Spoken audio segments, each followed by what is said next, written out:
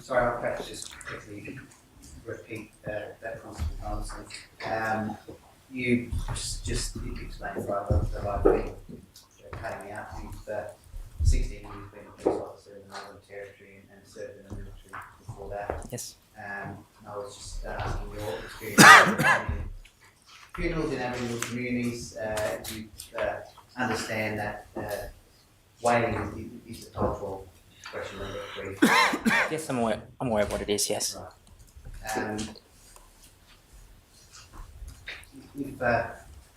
If we could play Bollywood footage of Confronting Domicile, which is during attendance at my inquest.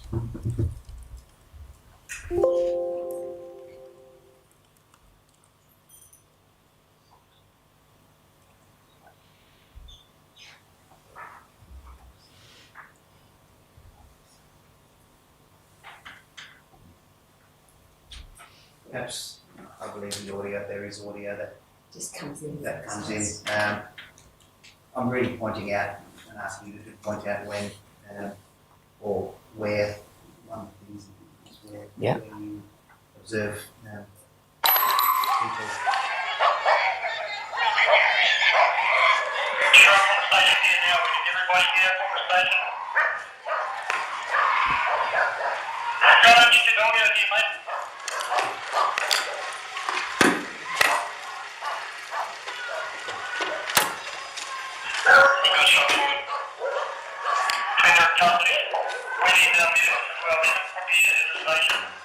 Let it go!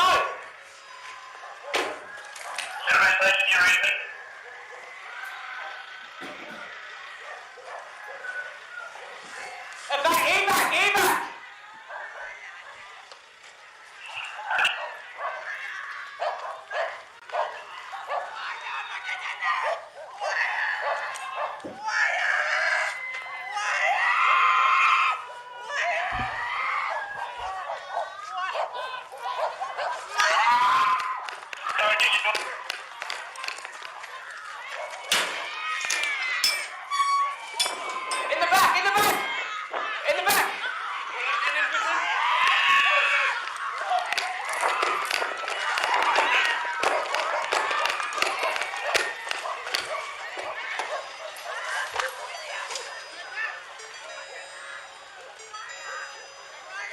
Everyone mount up, let's go!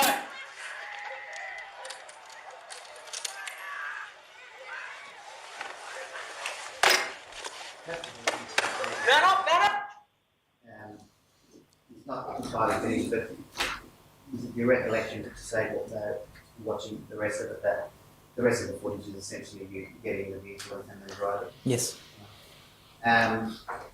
Looking at that footage, and I'm appreciating it's not the entire scene, but it does seem that there really is no one in the close vicinity of where you are. Not where I was standing, but that's not the whole situation. Right. And you moved around quite a bit, essentially. We can't see anyone, certainly in the outside of that residence or in the inside of that residence in the yard. Yeah, so as I said at the very start, there wasn't many people there. After the shots sounded, things started to change and more people started to come out of their houses from behind us. I don't think that what on camera anyway gives an accurate representation of what it was actually like at the time. What it does show, in fact, what we can hear is wailing, screaming and wailing. Screaming and wailing, yes. And the only person that, other than silhouetted images of your fellow officers, the only other image is of a woman that appears to run past you, again screaming and wailing. Yes. Right. She, from your recollection, posed no threat to you? No. Right. Thank you. Constable, you've also given evidence around the fact that general use of dogs. I think you described it as being good for deterrence or prevention. Presence. Their presence. Yes. Right. And that's, in other words, deterring people they see the dog, it deters them from anything that they may consider doing that leads to crimes being The dog can deter people from committing criminal offences, yes. right. And that's, as you understand, relevant to your general orders around the use of police dogs. That's something that's permitted, is actual use of them, not only for tracking and chasing people, but for deterrence. Yes, the dog can go anywhere that I can go. So he's with me, he's my partner. Yeah. And by deterrence, essentially, the concept is that people will see the dog and there's some level of apprehension or fear that the dog, if it needed to be deployed, would probably bite them, potentially bite them. Oh, yes, it could. The people could think that, yes. Right. If, in fact, a dog has to apprehend and bite somebody, you have to fill out the use of force entry on promise. Yes, of promise course. system. Yes, I do. In relation to that, what sort of information is required in that entry? Did have something like the situation that I knew at the time, the situation I was presented with, my risk assessment, the circumstances or the crime committed in deploying the dog, and then what my actions were in deploying the dog. And would it be possible, as far as you know, sorry, does that include details of the offender or the suspect? Yes, it would. Location? It would include everything, yes. Ethnicity? Gender? No, ethnicity doesn't, or gender does come into it, and age, frailty, things like that. Right. Yep. Ethnicity doesn't? No. Right. A full-grown male is a full-grown male. But regions, locations, that sort of data could be pulled up if someone was to look at prevalence or the use of dogs? I believe so. If that's not able to occur, do you agree that may be something useful? It could be, yes. Case entry notes into promise. Does that sort of information subsequently come up as an alert when you look at the details of a suspect or an offender? Sorry, are you asking if Someone's previously been bitten by a dog in an apprehension. Does that information come up in any sort of alert? No, we generally don't put use of force for force that's been used against the person before. Right. Are you aware that Kumanjayi Walker had previously? I am now. I wasn't before. Right. Is there any mechanisms for you to become aware of that sort of information in planning an arrest? Understanding not all use of police dogs will have that sort of planning involved, but in this case you knew the target that you were travelling to move for. You could, if you went back through every individual promise job and checked what it was, then you would find out. Right. And I guess for the purposes of understanding that may have an impact on someone's reaction if they do see if they've previously been bitten and they see you arrive with a police dog, that may have the fact that they've been bitten before. There may be some trauma response or other response. They may have apprehension about the dog, yes. Right. So that's not something on this occasion that was discussed or part of your planning? No. Of your deployment? Is it something you would ever look into when in a similar situation where there's a particular target that you're being utilised for? I'd need a lot more time than what I had. So remembering that I just deployed directly from my home to Yuendamu and got there, started looking around. I didn't sit at a computer. I didn't go through all his previous involvements. I was just going off the plan that we had. Right. You are required, should you have to deploy the dog to apprehend someone, you're required to provide them medical attention as soon as possible. Yes, of course. In your planning, do you factor in where that occurred? The fact that you were travelling to a remote area, did you factor that in, that there may be limited access, and on this occasion there was no access to the clinic? Yeah, so the deployment of a dog and the bite of a dog rarely, if ever, requires advanced medical treatment, especially initially. The majority of dog bites are puncture wounds, small puncture wounds from the canines, which I clean myself with some saline, a white bandage, and then they can go to a health centre after that. I've never known an extreme emergency where dogs needed to have a dog bite person from a police dog deployment has needed advanced medical aid straight away. Did you make inquiries as to where medical attention would be should you need it? We all knew the nurses weren't immune to me. And that didn't change your consideration of how you made. Well, as I just said, the extent of injuries from a dog were taken care of by me as a first aid person. Right. Essentially, on this occasion, the purpose of your presence was that Kumanjayi was known to have wielded an axe and was to have been someone that would run from police. Yes. Is part of your planning, does part of your planning involve, or in fact did it on this occasion, discussing alternatives, things that would prevent the need to deploy the dog or the use of weapons or anything of that nature? The dog was a last resort anyway. The dog was only going to be deployed once he'd already started fleeing. Right.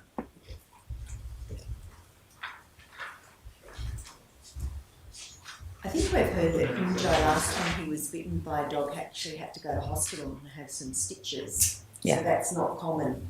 Oh no, sorry, man, that would be common. But when I say puncture marks, you could need stitches. It's rare, and I'm not a doctor, so I can't talk on all doctors, man. But dog bites can get infected quite easily, so a lot of the time they won't be stitched as well. So, but either way, it's lacerations that I would treat with gauze and a bandage until such time as they get professional help. And I guess in hindsight, had you known there might be some sort of fear, a particular fear around the fact that he had been hospitalised and bitten by a dog, would that have factored in or changed anything in regards to you? It wouldn't have changed my deployment, no.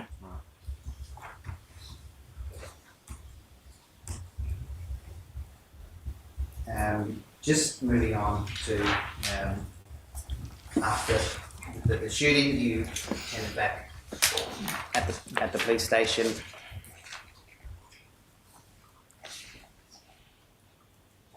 You said you had spoken to Derek Williams that night. Yeah, that was later that night. I'm not sure at what time it was. It was Before before the nurses arrived. they arrived? Yes. Shortly before? Or I don't remember. Before? You recall conversations around not telling the community you guys? Yes. Yeah?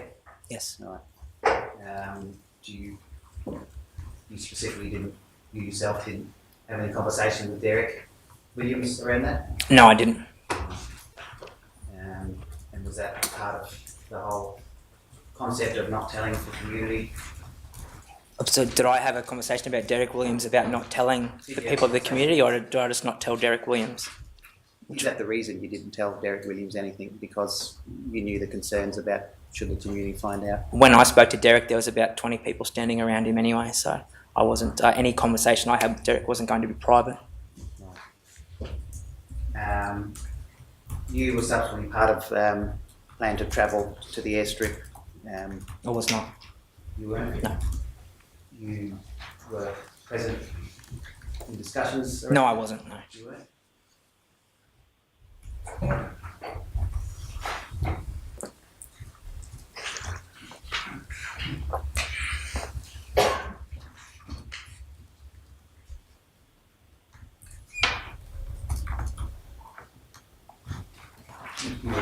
You recall that incident where people travelled out in company with the I ambulance? do remember them going, yes. Take it from me that you've discussed that. Perhaps I could just read this, I can show you if you like, but if this jogs your memory. They'd organised 8, and I think you're referring to IRT TRG. We took the ambulance out and a couple of police cars and picked up more police and had gone back to the police station. Yep.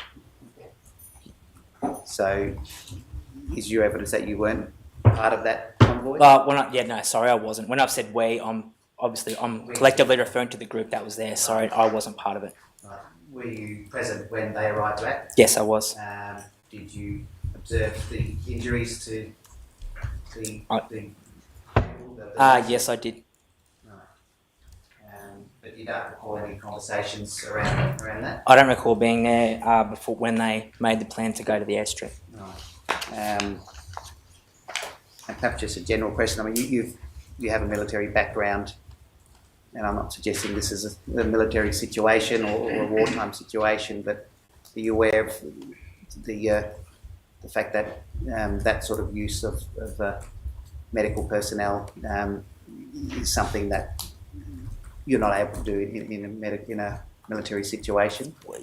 Getting away from a military situation, I would agree that was not the right choice to make, to send those nurses in the ambulance. Right. But you would be aware of the different circumstances if you were in combat, that sort of thing. You simply wouldn't do that for a variety of.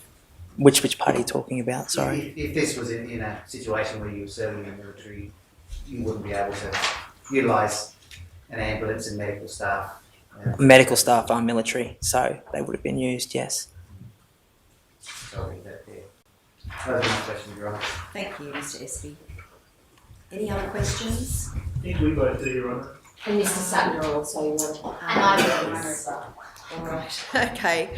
Let's do Mr. Sutner.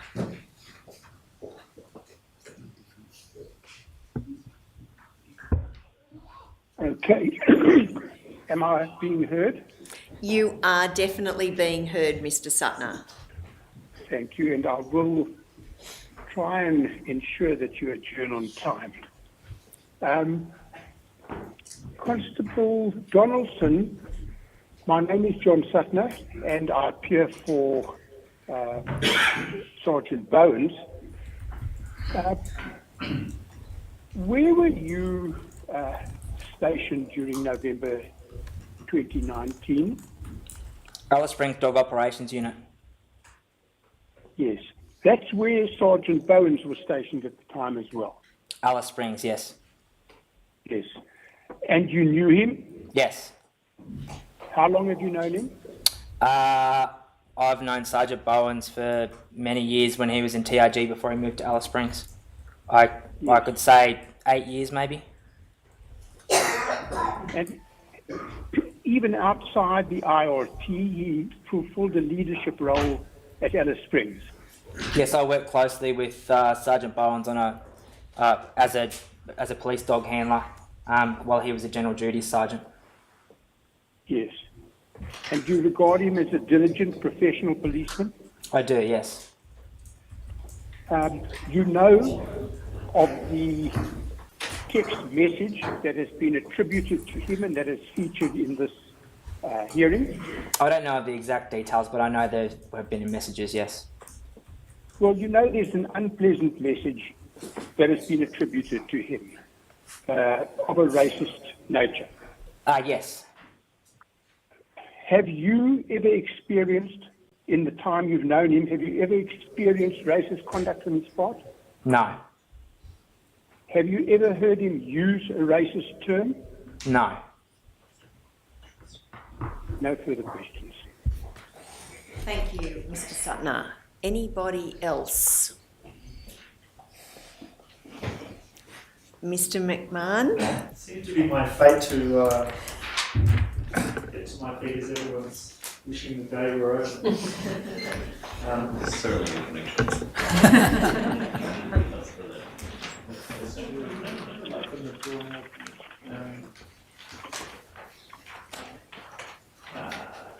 Sergeant, I'm just pausing because many of the issues I was going to discuss with you have been covered, so I'll try to step through that and step. Sure.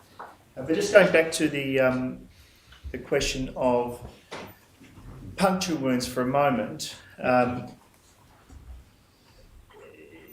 Do you ever do research before you go out on an operation to see whether the person that who's your target has been the victim of a dog apprehension, dog bite, police dog apprehension or police dog bite prior to the operation you're about to commence? I would not agree with the term victim, but yes, if they've been subjected to a police dog bite before, Victim of the dog bite. yes. Is that controversial? No, just it's fine. Yes, a victim of a dog bite. Yes. Do you ever do research on that before you go out? No.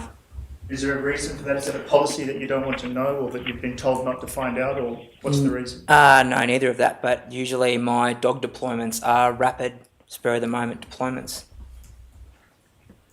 Do you agree that it would be desirable to know if a person had previously been the victim of a dog apprehension or police dog bite before you went out on that operation? I don't think it would make a difference. We've actually had some evidence from some senior police prior to you coming that it might be more effective to use a dog, police dog, in an operation where the person was known to be terrified of police dogs because of a prior incident with police dogs. Is that your view? No. Just dealing with puncture wounds, it was just a bit unclear what you said, unclear to me that is. You said that when a dog apprehends somebody, and we're using the word bite and apprehend interchangeably, aren't we? Sure. Yes. Just to clarify that, in ordinary English language, apprehend does not mean bite, but in police dog language, apprehend has a special meaning, which means to bite, doesn't it? Yes. So when a police dog apprehends or bites somebody, as I understood it, you said the majority of the injuries that you've come across are puncture wounds. Yes.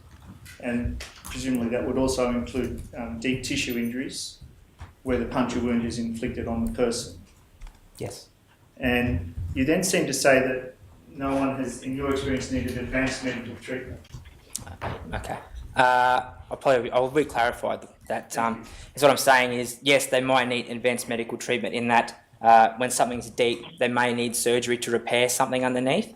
What I meant was that would not normally be immediately life-threatening, or is what I was trying to say. So it might be a very serious injury, but it might not. But in your experience, it hasn't yet been life-threatening. Yeah, and I would be able, in the initial first instance, to give first aid to that person until I can get them to proper medical aid. And that would include, would it, if an artery was punctured by the dog bite? I've never seen that happen.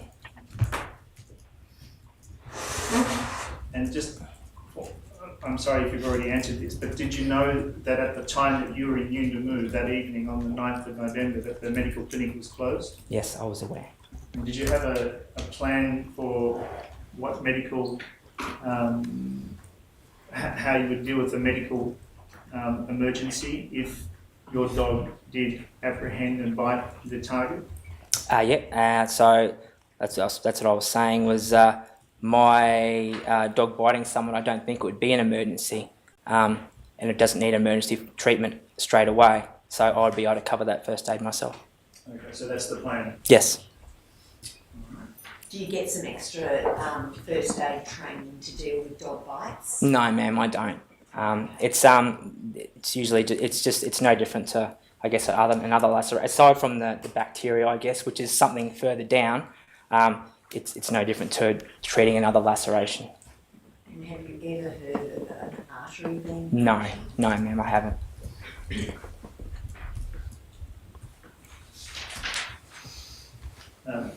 Just to clarify from what you said earlier, the plan was, as you understood it when you were at the house, that an intricate part of the plan was the likelihood that the target, which is Mr. Walker, would flee from the house and then your work would come into play. Yes. Obviously there was no plan for a house shooting or anything like that, goes without saying. Yes, of course not. Built into all of the state of your knowledge at the time, by the time you got to that house, you understood the plan to be that in all likelihood, I'm looking at your notes here as well, that you've written on the day, Yep. that there would be an escape of Walker, track into the bush and apprehend with PD Larky.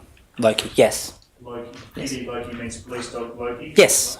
L-O-K-I. Yes.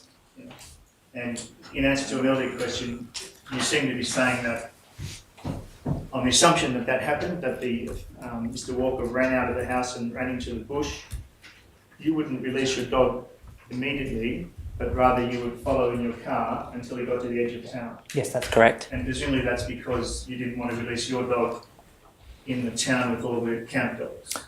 For a few reasons. That's one of them, yes. I couldn't, I wasn't comfortable deploying the dog within the bounds of the town there with other people around, and also the dogs, as you've said, and as I said earlier. I missed the last 10 words. Also what? I can't recall. You wouldn't be comfortable with, I remember what I said. you wouldn't be comfortable with deploying the dog with other people around, and also Oh, well, there's a lot of people around, and all the camp dogs as well in the area. I couldn't let him go with all the dogs in the area, which is why I suggested that course of action. And a few moments ago on this subject, you then said you would then deploy the dog. Mm-hmm. Do I take that to mean that in your mind you picture the offender running into the bush, you drive to somewhere on the edge of town, and then you take the dog out and release the dog? No, that's not what happens at all. So deploy is a generic term for when we take our dog out of the car. We just say the dog's deployed out of the vehicle. And depending on what happened, if I followed to the edge of town, most likely I would get the dog out and commence a track to try and locate where Kumanjayi Walker would have gone. If I was to find Kumanjayi Walker, I would challenge him with the police dog, give him loud verbal commands, and if he surrendered, nothing else would happen. If he ran and I had a clear line of sight with no one else in and I was justified to do so, I would deploy the dog to apprehend him, yes. In those last few words, that would mean that you would release the dog Yes, and the dog would run off yes, and apprehend, as in bite, yes, the target. yes, And then you would catch up. yes. And do you cuff the offender before you release the dog? No, it depends on what the circumstances are. If I was by myself, I would give him commands. If he's then non-compliant, I can have the dog take off. I don't need to cuff him straight away. I can release the dog, but I need to make sure it's safe for me and him. And I don't want to take the dog off if there's other people around, and I don't want him to run off again and get rebitten. So they're all things that I need to weigh up at the time. As soon as I have compliance with that person and I don't feel the dog's any need to be on there, I'll immediately end that use of force and remove the dog. The person who's being apprehended by the dog resists quite aggressively against the dog, shaking the arm, trying to get the dog off. Yep. Is the dog trained to bite more fiercely? No, it's not. So what happens? It may, but it's impossible to train a dog to bite harder. Okay. They only bite at one force. It's when a dog is latched on to a human, and if the human successfully struggles so that the arm or leg partially releases, the dog will open its mouth and move closer and bite again. Yes, quite possibly, yes. So if a person is struggling successfully, the dog will keep opening the mouth and moving in closer and biting, so there could be repeated bites on that limb. It's quite possible, however, we train the dogs not to let go, and they can be punched in the face multiple times and the dog will just stay on there.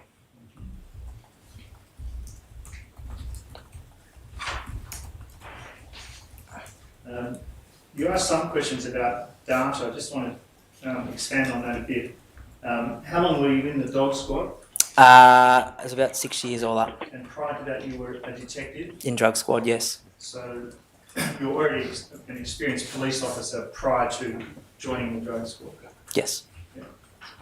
So you know how the police force works, is the reason I'm asking you that, even at that time? Yes, I do know how it works, yes.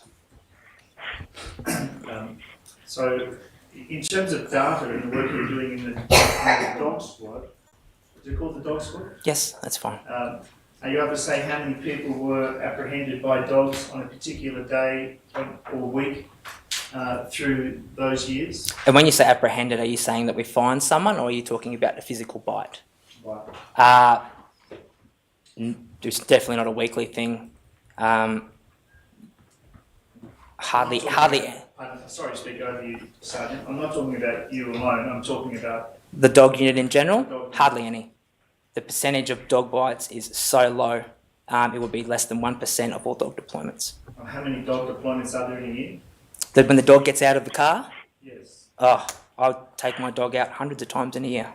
Probably 200 times I would get my dog out of the car over the whole year. The amount of times that dog was released to apprehend somebody, 1, 2, hardly at all. And that's pretty much the same across the whole of the Northern Territory. The deployment of dogs to bite people is so low compared to when we get them out. Perhaps coincidentally, on this brief, the young man who was the subject of your operation on the 9th of November had, as a younger man, as a 16-year-old, been chased down and apprehended by a dog. Yes, he had. Bitten. You know that. I know that now. I didn't know that before How is it that you know it now but you didn't know it before? because I was told.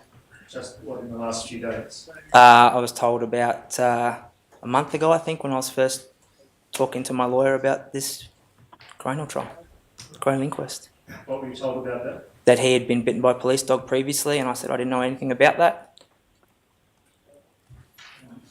If you have a line of sight on a person who's running through the bush in the way that you described before, Yes. and you're satisfied that there's nobody else around, and you're satisfied that it's an appropriate thing for you to do, Yes. what's the maximum distance that might be? Could it be as far as 500 metres or a kilometre? We generally, it's a rule that we don't let the dog go out of our sight. So if that person was to escape my line of sight, I would call that dog back. That's what we do that to limit any accidental bites or innocent people being bitten.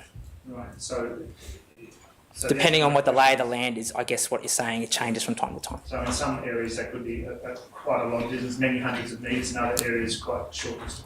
Yeah, but personally I wouldn't deploy a dog that far because it would take me too long to catch up because I'm not as fast as the dog. Just going back to the question of data, how many people in a year are you able to say? I mean, I have no idea, but it's very low. I guess that's Apologies for interrupting. If I can assist my friend, data about this is being compiled and will be made available later in the inquest. Thank you. If the sergeant's not able to answer, that information will be made available. all right. I appreciate that. I think last time I was asking about this, I was told to ask this witness, so here we go. I've been out of the dog unit for the last 2.5 years, so I can't tell you right now. I'm going to ask you a couple of other questions, just out of fairness. I won't ask you all my data questions, but in your experience, just one question about ethnicity. So I understood that my friend Mr. Esty asked you a question about data and ethnicity, and you said males and male. Is that what you said? Oh, I think we're also. Male is a full-grown male. Yeah, I think we're also talking about in my considerations in deploying a dog, and I was talking about disparity and disparity. I don't. And we're talking about deployment on a female or a younger person. I'm less likely to deploy a dog on I'm not going to deploy a dog on a child or a small female, whereas a full-grown male is more likely for me to deploy a dog after my risk assessment. Or a teenage male. Obviously, we know from this brief that dogs get deployed on a teenage male. Yeah, I don't think he had time to. He didn't ask his age before he deployed that dog. I don't know if he's tall and he. Escaping from Karpu. Yeah, I have no idea. Yeah. I wasn't involved in that apprehension. I'm sorry. No one's suggesting you were. And at times, a younger person may be bitten, but if I can't tell how old that is and that person looks like a grown man, I can't tell that in the dark. No.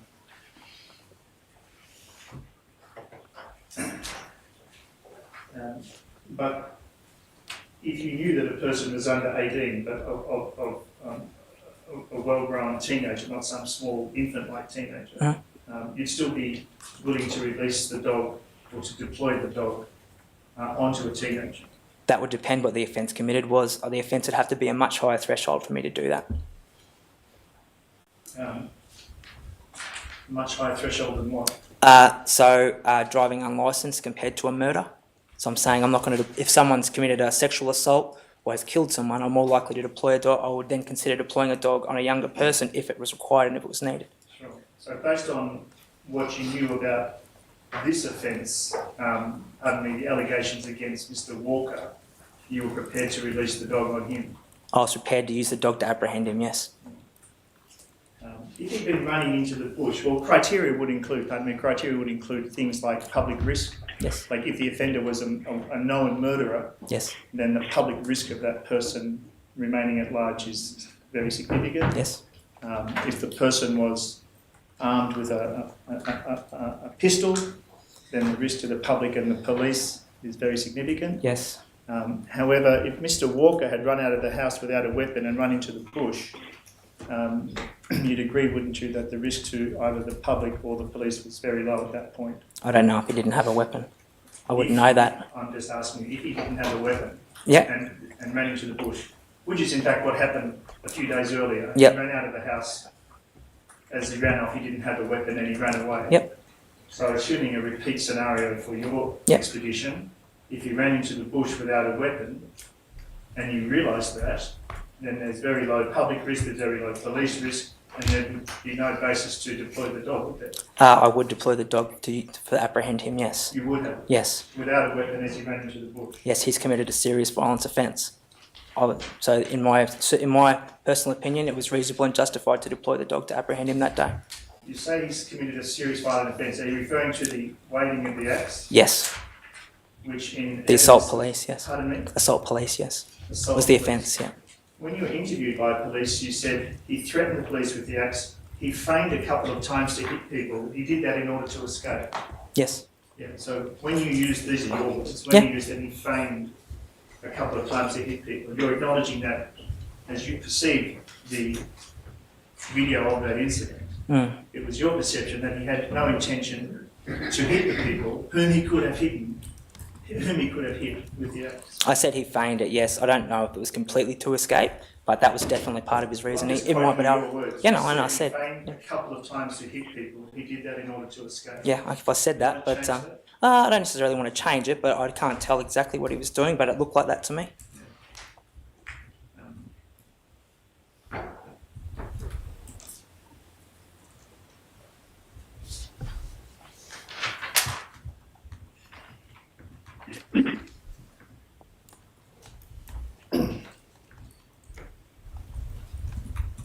When you said that to the police who were interviewing on the 10th of November, you were certainly conveying the impression that, so far as you perceived it, he deliberately chose not to strike the two policemen with the axe.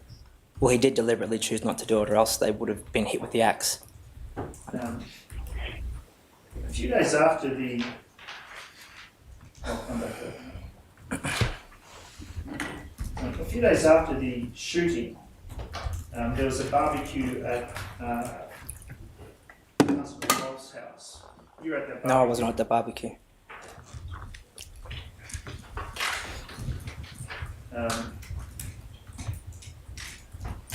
Okay, that's my mistake. No, definitely not. No.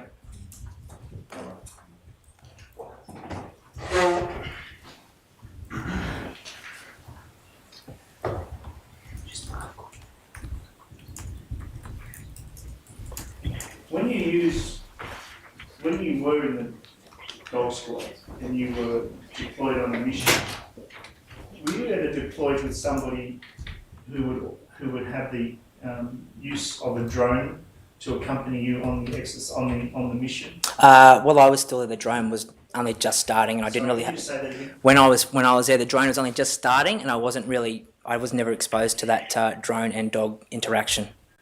I never really had it. All right, I won't go there then.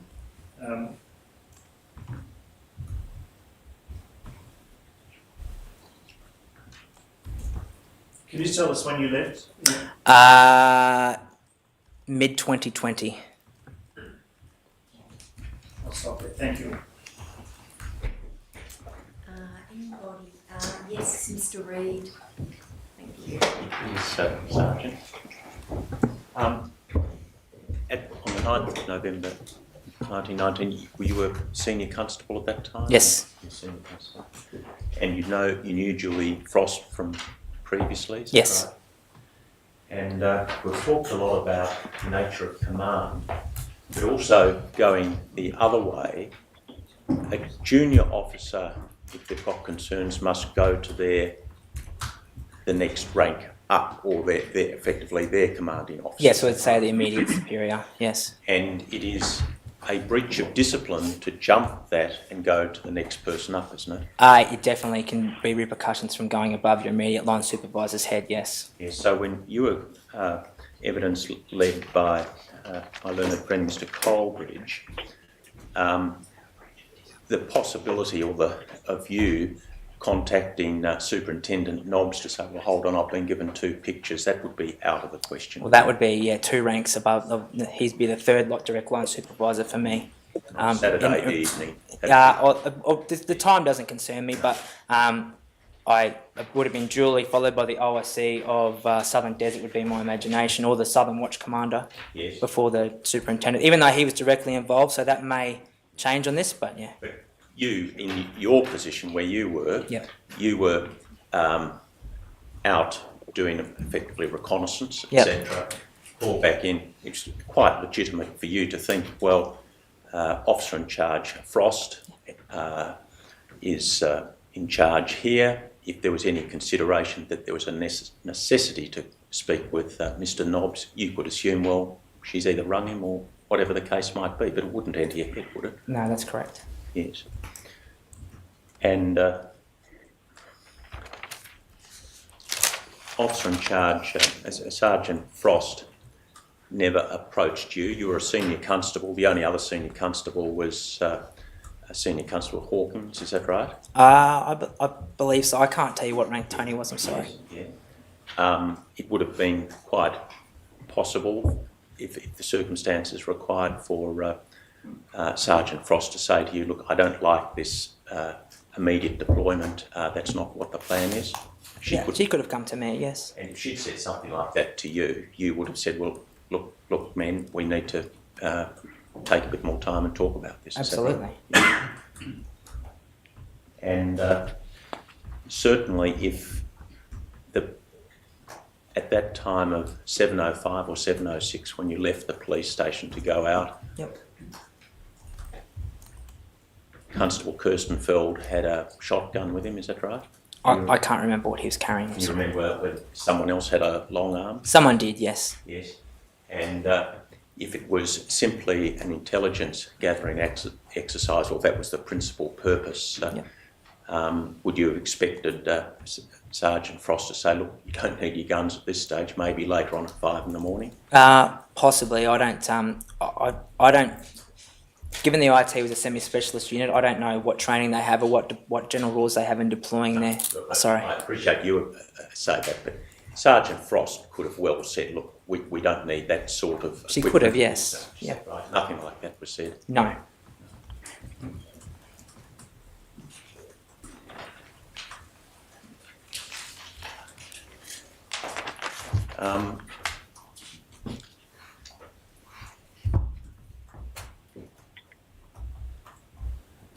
And that was your genuine belief that there must have been some change of format, change of plan, is that right? Yes, that's right. Thank you very much, Sergeant. If we, I'm not quite sure how much is left. Very little. I'd very much like to finish this witness today if possible. I think that's, by the sounds of it, I think that's certainly going to be possible. If Your Honour could bear with us. Yeah, thank you very much. Sergeant, the 2 topics I want to cover is, first of all, this change of plan. Yes. You've told us that when you first attended, you were given a copy of the plan in that email format. You then go out to Yuendamu to do a reconnaissance to look at the area because you weren't familiar with it. Yes, that's correct. At that point in time, the members of the IRT had not arrived. That's correct. And by the time you get the call from Mr. Kirstenfeld, you then returned back to the station. Yes, I did. And they were all present. They were, yes. And so was Julie Frost. Yes. And at that point in time, I think you said that Zachary Rolfe was giving a briefing of some sort. Yeah, we were looking at the map on the bench. Right. Yeah. And he was identifying, presumably, houses, in particular House 577. That's correct, yes. And Sergeant Frost was present when that occurred. That's correct, yes. And it's your evidence, as I understand it, that you certainly understood and knew that at the time when you left the station with the other members of the IRT, you were all going to House 577. Yes. And that was certainly an understanding, as you understood it, amongst the collective group, including Sergeant Frost, before you departed the police station. That's correct. Now, we've had evidence in this case, including from Sergeant Frost, that she said words to this effect: if you come across him, that is Kumanjayi Walker, arrest him. Now, did she say those words in your presence, or did you hear her say something to that effect? I can't remember those words. Did you have an understanding, at least, that when you departed and you were going to House 577, you were going there to see if you could find out where he might be? Yes. And did you have an understanding that if you came upon him, when I say you, I mean the collective group, that he would be arrested? Yes.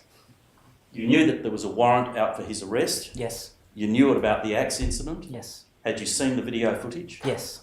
So you were aware of the risks associated with him? Yes. And because of the gravity of the combination of those two factors, his apprehension was inevitable. Yes. And indeed, as you've told us, if required, you would have deployed the dog. Yes. Finally, had you worked with Zachary Rolfe before? Very limited. Did you know him? Yes. Only just around this police station. We weren't social. What about the other members of the ART? No, not. I haven't worked much with them at all. Zachary Rolfe you had, but only on a limited basis. Yeah, probably with all of them was the same. Was there anything said by him specifically, or for that matter, any other member of the ART, which caused you to think that there might be some sort of racial motivation in the way that they were going to perform their duties on that day? No. Was there anything said by any member of the ART, including Zachary Rolfe, which suggested any sort of racial concern? No. Have you ever heard Zachary Rolfe say anything disparaging of a racial nature? No, I have not. Or for that matter, any of the other members? No. And nothing was said in that regard? No. Did you see anything that any of them did that, from your perspective, looking back on it, was inconsistent with anything other than a professional operation in the circumstances that presented themselves? Yes. You agree with that? Yes, I agree with that. May I please go ahead? Good afternoon, Sergeant. You were asked some questions about a period during which your body-worn camera was turned off Yep. on the evening of the 9th of November 2019. Do you remember being Yes, asked I those remember. questions by Ms. O'Neill? You indicated that a reason you might turn your body-worn off is because you're not executing a police power anymore. Yes. Agree with that? Agree. Is it also correct that you might turn your body worn off if you're driving or if you're in the police station, or if it's not necessary? Yes, absolutely. Are there any other reasons where you might turn your body worn off? No, not really. What about preservation of the battery? Body worn rely on battery, don't they? They do, yes. At the time that you turned that video off, did you know how long you were going to be on duty that evening? No, I did not. Did you know to what degree you'd be required to have your body worn on into that evening? No, I had no idea what was coming. I expect there are batteries at the station though, wouldn't there? They're rechargeable, ma'am. They have to go into a slot. They don't change out batteries. Right. Sergeant, you indicated that at the point that you turned your body worn off, you were coming together in the middle, and the whole point of that was to see if everyone was okay. Yes. Gave evidence. You said it was the first lull and it was an opportunity to take a breath. Yes. What was the purpose of that? What do you mean? Was it a welfare check? Well, I think that's how I look at it. It had been an intense few hours. A lot of things had happened. We didn't know how everyone was going, so it was generally a genuine welfare check on it. Everyone was. During the period your camera was off, Sergeant, was there any discussion about what happened during the shooting? I don't think so. I want to take you now to your experience as patrol dog handler. What were you talking about then? When the camera was off, what were you talking about? I have no idea, ma'am. I can't remember. But your recollection is that it was a welfare check? That was my memory, yes. In November 2019, Sergeant, you were a certified patrol dog handler, is that right? That's correct, yeah. And the particular dog assigned to you was Loki. Yes. How much training did you have to do to be a certified patrol dog handler? So it takes a dog about 18 months to be ready. It can take longer, up to 2 years. For a dog handler themselves, it can be anywhere from 6 months to a year, and it's 3 courses, blocks of courses, and you go way back to your kennel and you work on again, you come back for another course, go away and work, and then you come back for your final course, and then if you're certified at the end of the third course, you can deploy as an operational handler. So extensive training for you and then separate extensive training for Loki? Yeah, sometimes you do it yourself, sometimes you'll get a dog from 3 months up until 18 months, other times you'll be assigned a dog. Is first aid training part of that course? It's not part of that course. It's just part of our regular police training and qualifications. So when you were a certified patrol dog handler, did you hold up-to-date first aid qualifications? Yeah, I held current first aid qualifications. Do you know if the Northern Territory Police Force's dog unit received assistance in training from any other policing jurisdiction? Yes, New Zealand Police came to the Northern Territory and assisted us with our program. And when was that? They first came over in 2000, either end of 2017 it was when they first came over. And what was the purpose of their attendance? It was to upgrade our knowledge base and upgrade our training. And what was the focus of the training they gave you as far as you can recall, or that they provided to you? The focus of it, just to have highly trained dogs and just to train us better to know how to be a dog handler. Did they give you any training in relation to use of force? I can't remember specifically NT use of force, but they have a very conservative sort of approach, and they're very low use of force in the use of their dogs. And do you know that because they conveyed that to you? Yes. What was Loki like? He was with you for a long time, wasn't he? Yeah, he was a good dog. Were you able to have him around others? What was his temperament? Yeah, he was okay. He was a 40-kilo dog, so he was a bit boisterous. But he was friends with my family. He lived at home. He was friends with our friends. He lived at my house. Is Loki still around? He died. Could you take him around the police station, have him around other people? Yeah, all the patrol dogs run around the bottom floor of the police station at musters. We take them to paediatric wings. We take them to preschools. We take them to schools. So some of the police patrol dogs are taken to paediatric wings at hospitals. Is that what you just said? Yeah. What's the purpose of doing that? It's good to go and see the kids with the dogs. They love it. We've established, Sergeant, that use of a patrol dog is a non-lethal use of force. Agree with that? Correct. I won't take you to it, but it's obviously governed by a general order. Yes. If somebody is injured, there was a requirement in the general order that applied to you to notify the watch commander, is that right? Yes. And the officer in charge of the dog unit, Yes. is that right? Did you wear your body worn when you were deploying a dog? Yes. I want to talk a little bit about the process for deploying a dog. You've given some evidence about taking into account the nature of the offending and Yes. the risk that the offender would pose to others. Yep. When you are determining whether or not it's safe to deploy a dog, what other circumstances do you take into account? Besides the circumstances of the offence, whatever else is around me, I need to make sure that no one else is going to get hurt. I need to make sure no police are going to get hurt or members of the public are going to get hurt. I need to make sure the dog is focused on what I need him to do. Okay. You gave some evidence about giving a loud verbal command Yes. before you deploy a dog, or before you release a dog. Yes. What is that loud verbal command? For a deployment with someone running away, it's yelling as loud as you can, police for the police dog, stop or I'll release the dog. Last chance, stop or I'll release the dog. And that's yelled as loud as we possibly can. Every time? Every time. Unless there was a particular tactical situation that required it not to be, but that is not something that we would train ever. Okay. You gave some evidence, Sergeant, about taking your dog out of the car hundreds of times. Yes. Was that a reference to Loki? Yes.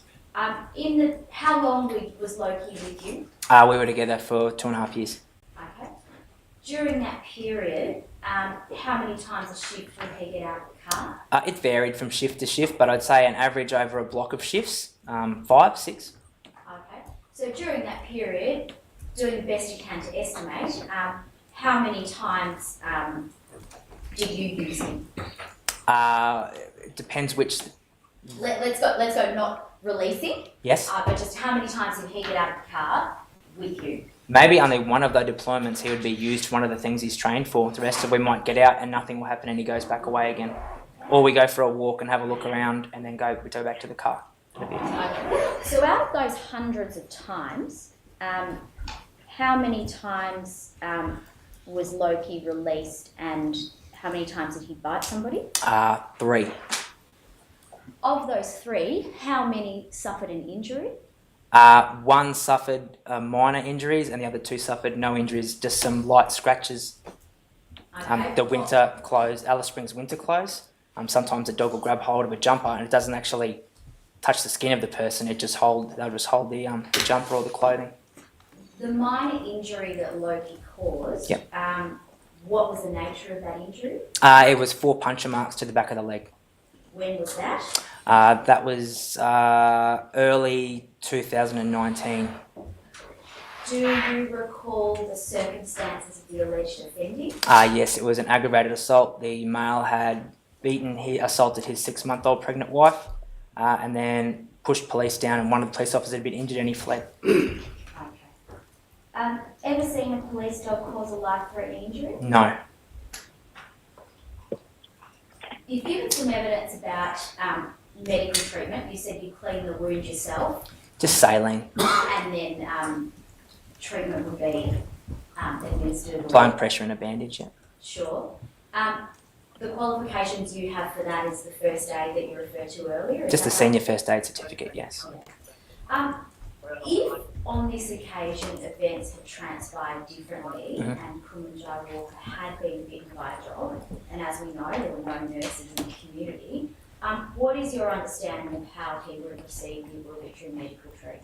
Well, I would have done it myself. I would have done exactly what I said before, the saline, the pressure, the bandage, and then my understanding is that he was to be transported directly back to Alice Springs where he would have gone to the hospital or seen a nurse. Thank you very much, Sergeant. Those are the matters that I'm... Yes, Mr. Coronial. You went through an incredibly traumatic event on the 9th of November. Yes, yes. Experiencing a police shooting would be traumatising for any ordinary human being, Absolutely, including a police officer. absolutely.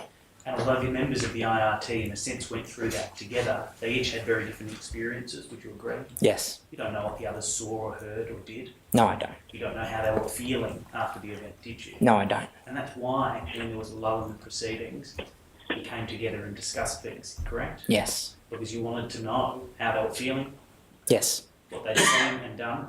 Well, exactly how they were feeling. Yeah, if everyone was okay, if anyone was injured, things like You'd that. agree that how they were feeling would be directly related to what they saw and did, Yes, correct? of course, yes. Okay, so there'd be some discussion of what had happened, correct? Yes. Okay. And that's the context in which Constable Roth asked you to turn off your body-worn footage? Yes. Okay. And you don't know what was then said? I don't recall what we talked about after that. Okay, No. because your body-worn footage was off. Yeah, it was a long time ago, I don't remember. Thank you very much for coming to give evidence. It's very much appreciated that you made yourself available to answer those questions and assist with the inquest. Thank you, ma'am. We'll hear from you.